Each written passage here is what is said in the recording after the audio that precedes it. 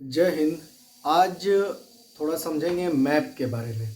Map के बारे में जानना थोड़ा इसलिए ज़रूरी हो जाता है कि अगर हम उसके दिशाओं के बारे में जान गए, भारत के भौगोलिक विस्तार का एक बेसिक अगर हमको पता है, तो हमें इतिहास हो या भूगोल हो, उसके जानना बहुत ही एक तरीके से आसान हो जाता है। कारण ये है कि बहुत लोगों को ये लगता है कि नहीं, ये हमारे सब्जेक्ट से नहीं है, तो हम इसको क्यों जानें।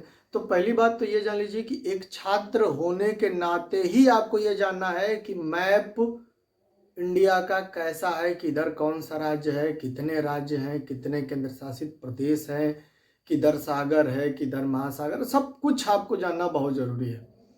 और इससे फाइन आर्ट्स में अगर ड्राइंग टीचर का बात करें, हिस्ट्री ऑफ आर्ट का बात करें, तो उसके एग्जाम्स में किस तरीके से क्वेश्चन पूछे जाते हैं और हम वहाँ पे कहाँ कंफ्यूज होते हैं, इन सारी चीज़ों पर भी हम बात करेंगे। लेकिन पहले हम लोग जान जाते हैं इसके दिशाओं के बारे में। इसके दिशाओं के बारे में अगर जान जाएंगे तो हमको हमको ये जानना होगा कि किस दिशा में कौन सा क्षेत्र पड़ता है, सबसे दक्षिणतम क्षेत्र कौन सा है, सबसे उत्तर क्षेत्र कौन सा है, सबसे पूर्वी कौन सा है, सबसे पश्चिमी कौन सा है, राज्य कौन सा है। तो ये जानना थोड़ा सा हम लोगों के लिए ज़रूरी हो जाता है। तो उस चीज़ पे हम बात करेंगे। आपके सामने ये मैप है, और मैप के आप जानते ही हैं कि जो सबसे ऊपरी वाला हिस्सा है उसको उत्तर, ये उत्तर दिशा में है, ठीक है, उत्तर दिशा, ठीक है, ये उत्तर दिशा में है।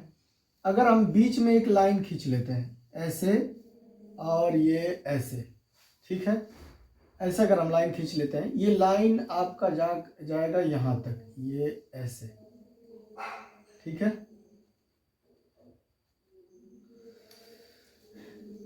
तो हम ये देखते हैं कि सबसे उत्तरी दिशा है तो वो ऊपर पड़ता है, सबसे दक्षिणतम नीचे पड़ता है। इधर आपका बांग्लादेश साइड में आपका पूरा पड़ता है। सबसे पूर्वी अगर राज्य का बात करें तो पड़ जाता है आपका अरुणाचल प्रदेश, और सबसे पश्चिमी का बात करें तो आपका ये पड़ जाएगा गुजरात, और सबसे उत्तर का बात करें तो लद्दाख और जम्मू कश्मीर हाल ही आपका केंद्र शासित प्रदेश दो बनाए गए हैं, तो वो लद्दाख पड़ जाएगा सबसे उत्तर में। सबसे दक्षिण में पड़ जाएगा तमिलनाडु, ठीक है। तो इसके अपने अपने दक्षिणतम पॉइंट को इंडिकेट किया गया है कि कौन कौन से दक्षिणतम पॉइंट हैं, इसको थोड़ा जानना जरूरी हो जाता है। और सबसे बड़ी चीज ये है कि इससे रिलेटेड जब क्वेश्चन पूछता है तो हम नहीं समझ पाते हैं।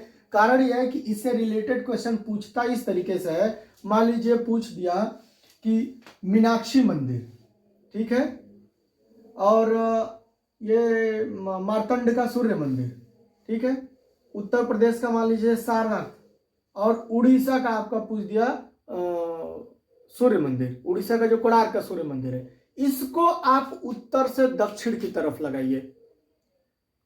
बस आप वहीं पे कंफ्यूज कि उत्तर से दक्षिण की तरफ कैसे लगाएं। आपको वहां पता होना चाहिए कि मैप में किधर से उत्तर से किधर दक्षिण है। तो अगर हम देखें तो मार्तंड सूर्य मंदिर अगर पूरे तो जम्मू कश्मीर, फिर क्या हुआ कि सारनाथ पूजा तो ये सारनाथ यहाँ उत्तर प्रदेश में पड़ जाएगा। उड़ीसा का सूर्य मंदिर पूजा तो ये भुवनेश्वर, यहाँ कोणार्क का सूर्य मंदिर यहाँ पे पड़ जाएगा, और मदुरई मीनाक्षी मंदिर तो यहाँ पे पड़ जाएगा। तो हम उधर से नीचे से तक आते हैं तो कैसे हो जाता है, पहले मार्तंड सूर्य मंदिर, फिर सारनाथ, फिर कोणार्क का सूर्य मंदिर, फिर मदुरई। तो इस तरीके से क्वेश्चन पूछ देता है और यहीं पर हम लोग कंफ्यूज हो जाते हैं। दूसरी चीज ये है कि कभी कभी ये पूछ देता है कि पश्चिम भारतीय शैली कौन सी शैली थी। तो आपको ये पता तो होना चाहिए ना कि भारत का पश्चिम क्षेत्र था कौन सा, तब तो हम बताएंगे कि पश्चिम भारतीय शैली कौन सी थी, या पूर्वी शैली कौन किसे कहते हैं, या बिहार शैली किसे कहते हैं। आपको पता होना चाहिए तब तो बताएंगे। दिशा पता ही नहीं रहता है, सबसे ज्यादा डाउट होता है। अगर हम मान लीजिए चंदेल पढ़ा रहे हैं, अगर हम चंदेल पढ़ते थे कि बोलते हैं कि चंदेल भारत के मध्य में राज्य किए, उन्होंने वहां पे बहुत सारे मंदिरों का निर्माण कराया, जिसमें सबसे मोस्ट मंदिर है आपका खजुराहो का टेम्पल। तो आप वहां पे कंफ्यूज हो जाएंगे। मध्य आपको पता नहीं है कि मध्य में कौन सा जगह पड़ता है। हालांकि मध्य में ही मध्य प्रदेश है, वो नाम से इंडिकेट हो जाता है, लेकिन ऐसे बहुत से सारे राज्य हैं जिस आप समझ ही नहीं पाते हैं कि वो है क्या। वहां पे क्या अगर हम बोल दें कि उत्तर प्रदेश, सबसे पहले प्रागैतिहासिक चित्रों की खोज उत्तर प्रदेश में ही हुई थी, और उत्तर प्रदेश भारत के किस दिशा में पड़ता है, तो वो तो चलिए नाम से पता चल गया कि उत्तर प्रदेश पड़ता है, ठीक है। या हम पूछ दें कि जो बेल्लारी का जो चित्र मिला वो भारत के किस क्षेत्र में है, तो बेल्लारी आपको पता होना चाहिए ना कि भारत के किस क्षेत्र में, तब आप बता पाएंगे, ठीक है। तो वही चीज आज हम समझने के लिए आए हैं कि सबसे पूर्वी क्षेत्र आपका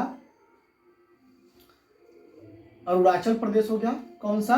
अरुणाचल, अरुणाचल, ठीक है, अरुणाचल प्रदेश हो गया, ठीक है। और अरुणाचल प्रदेश में सबसे अगर बात किया जाए पूर्वी बिंदु का तो वो पड़ता है किबीथू। ये एक जगह है, यहीं पे एक जगह है किबीथू, किबीथू, किबीथू एक जगह पड़ता है अरुणाचल प्रदेश में, वही सबसे आपका पूर्वी बिंदु है, ठीक है। अगर बोल देगा कि उगता हुआ सूरज का प्रदेश तो सबसे पूर्व में वही है, और हमारा सूर्य पूरब से निकलता है, तो हम प्रदेश में अरुणाचल को बोल सकते हैं, ठीक है। और अगर सबसे पश्चिम का बात करें तो पश्चिम में ये कौन सा जगह है? ये आपका जगह पड़ता है गुजरात, गुजरात। मैप से समझिएगा थोड़ा सा, इसलिए मैंने मैप ड्रा कर दिया है। ये आपका पड़ता है गुजरात, और गुजरात में एक जगह है गौहर मोती, यहीं पे एक जगह है गौहर मोती, गौहर मोती, यही भारत का सबसे पश्चिम बिंदु। हालांकि अगर स्टेट पूछ दे तो गुजरात, और स्टेट में अगर जगह पूछ दे तो गौहर मोती, अगर स्टेट पूछ दे पूर्व में तो अरुणाचल प्रदेश, और अरुणाचल प्रदेश में पर्टिकुलर जगह का नाम पूछ दे तो किबीथू हो जाएगा। उसी तरीके से अगर सबसे उत्तर पूछ दे तो केंद्र शासित प्रदेश पड़ जाता है लद्दाख, राज्य नहीं है, केंद्र शासित प्रदेश है, केंद्र सरकार के अंडर में। अगर इसमें पर्टिकुलर कोई जगह का नाम पूछ देता है तो होता है इंदिरा कॉल, इंदिरा कॉल, कहां पे? लद्दाख में, लद्दाख, ठीक है। सबसे अगर दक्षिणतम पॉइंट का नीचे आएंगे तो दक्षिण की तरफ आएंगे, तो नीचे जब हम लोग आते हैं तो सबसे दक्षिण में पड़ जाता है आपका तमिलनाडु, और तमिलनाडु में आप जानते हैं कि सबसे दक्षिणतम पॉइंट है कन्याकुमारी, और सबसे दक्षिणतम पॉइंट में अगर कन्याकुमारी है तो कन्याकुमारी में भी एक जगह का नाम है केप कमोरिन, नाम है इसका केप कमोरिन। हालांकि मैं अभी सब लिखवा दूंगा, मैं जस्ट बताने के लिए बता रहा हूं। केप कमोरिन एक जगह यहां पे आपका पड़ जाता है तमिलनाडु।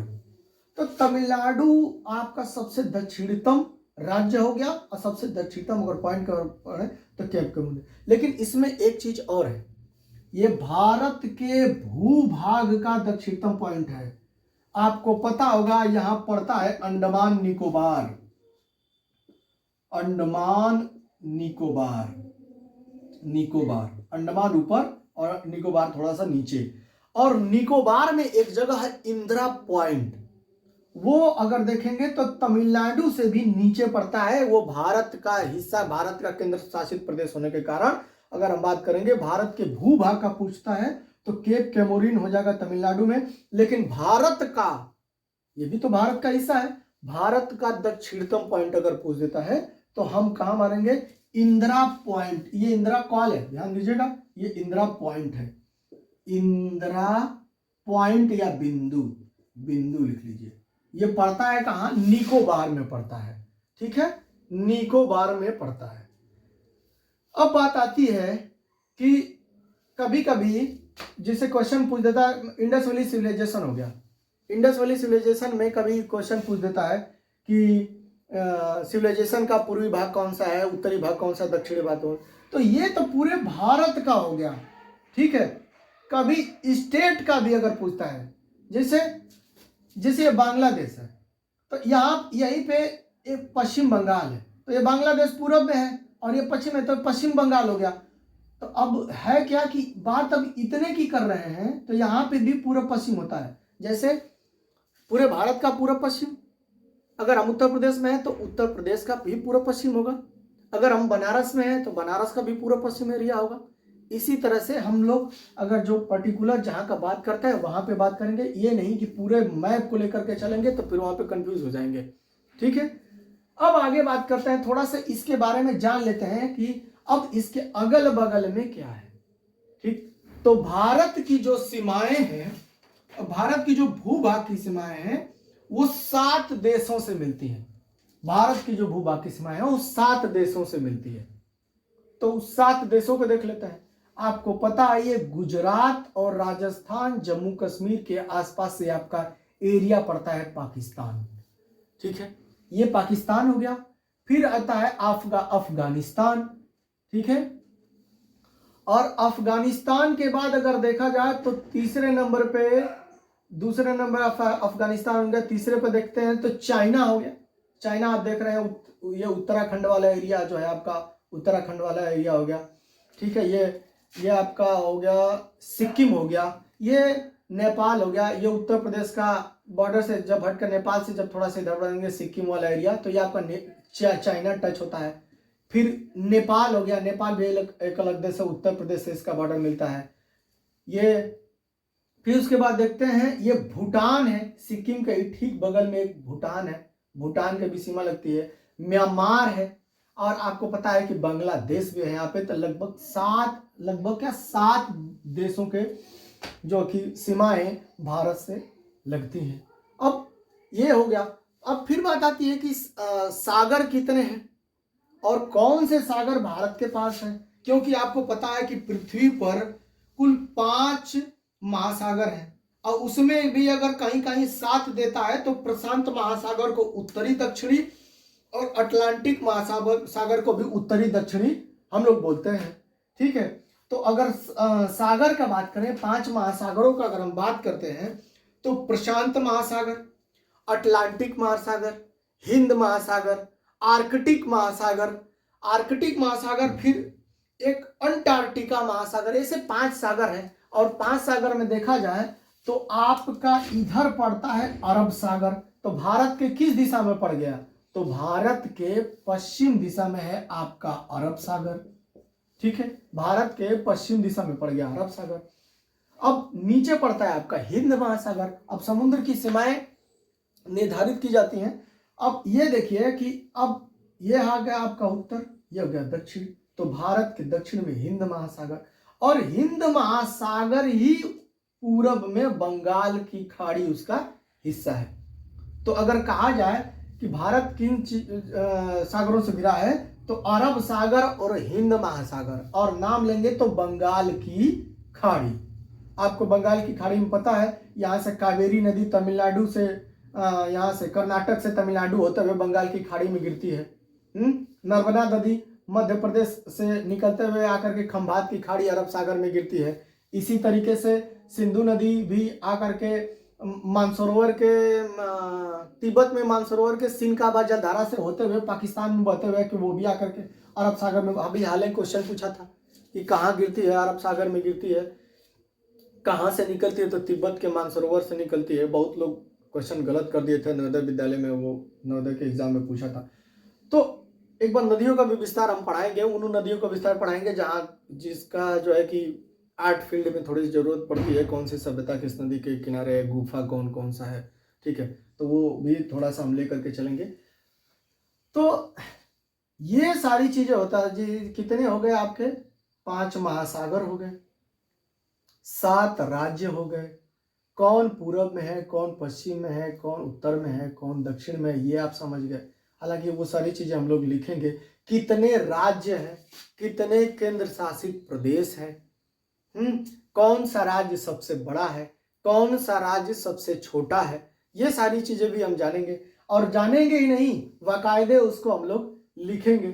तो जानकारी तो सबसे बड़ी चीज ये थी कि हमको जानना था। तो हम बता दें कि भारत में इस समय फिलहाल 28 राज्य हैं, और सबसे नए राज्य का बात किया जाए तो सबसे नया राज्य पड़ता है आपका तेलंगाना, जिसका निर्माण 2 जून 2014 में हुआ था, ठीक है।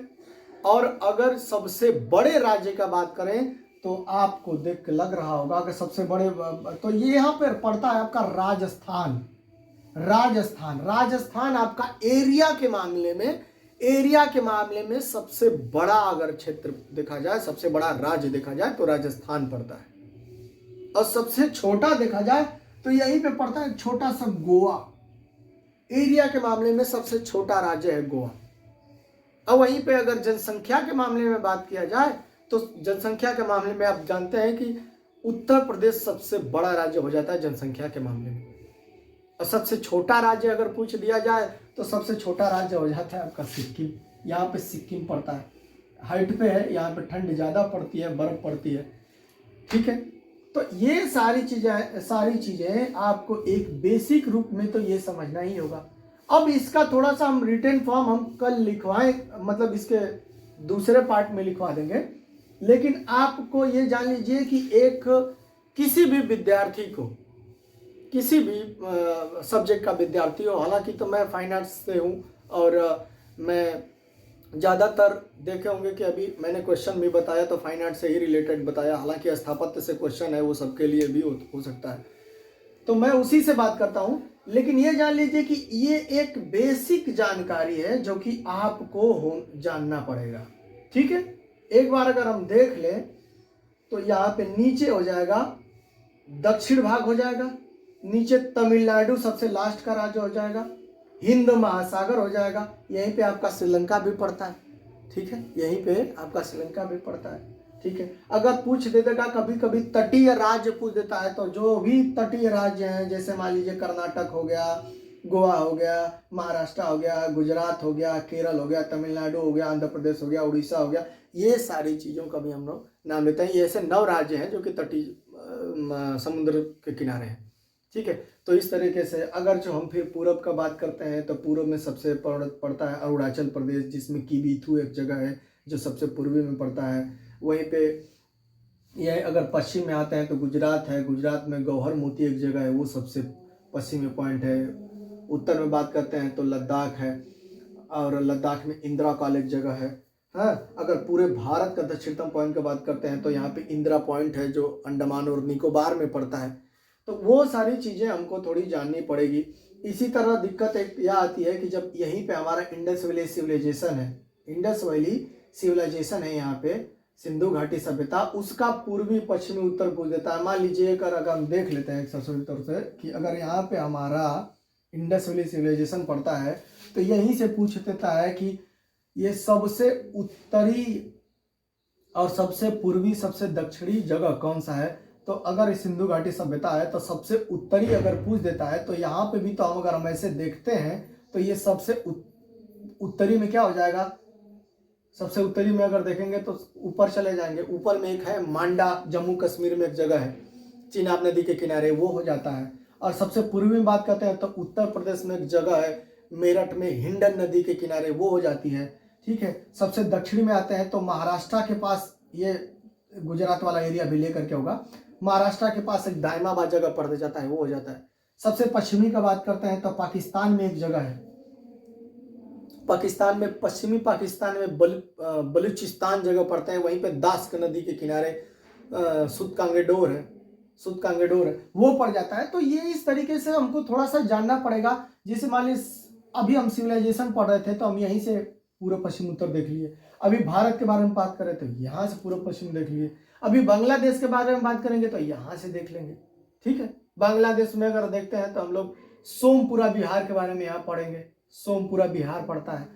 तो बहुत सारी चीज़ें हैं। पालों का क्षेत्र था ये, बंगाल, बिहार, उड़ीसा, नेपाल, बांग्लादेश वाला एरिया।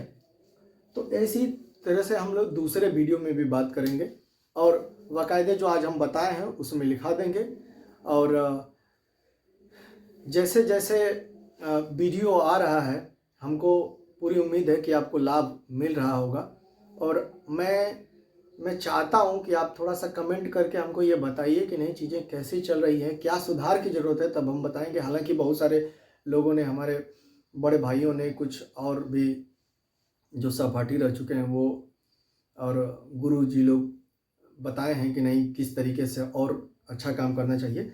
लेकिन आपका कमेंट बहुत ज़रूरी है, आपका कमेंट ही बताता है कि मेरी मेहनत जो है वो सफल हो रही है कि नहीं।